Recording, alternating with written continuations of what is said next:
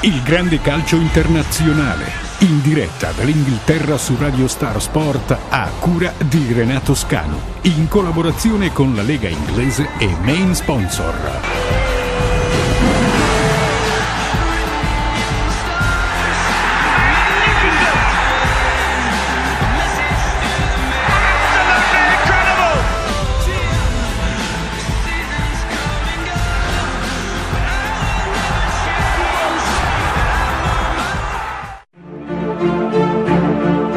Ti dirò una cosa scontata.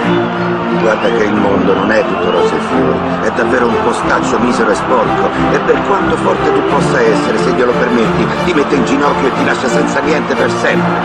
Né io, né tu, nessuno può colpire duro come fa la vita. Perciò andando avanti non è importante come colpisci, l'importante è come sai resistere ai colpi, come incastri, e se finisci al tappeto hai la forza di rialzarti. Così sei un vincente. E se credi di essere forte, lo devi dimostrare che sei forte, perché un uomo vince solo se sa resistere. Non se ne va in giro a puntare il dito contro chi non c'entra, accusando prima questo o poi quell'altro di quanto sbaglia. I vigliacchi fanno così e tu non lo sei! Non lo sei affatto!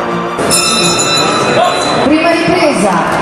Eh sì, si riprende, si riparte tutto il calcio nazionale e internazionale in collaborazione con la Lega Calcio Italiana e Lega Calcio Inglese, francese, tedesca, spagnola. Renato Scanu è main sponsor su Radio Star e radiostarnews.it. Per te che vuoi vivere lo sport come noi, sali sul ring, colpisci duro anche tu come fa la vita. Metti al tappeto il tuo avversario, scegli l'angolo.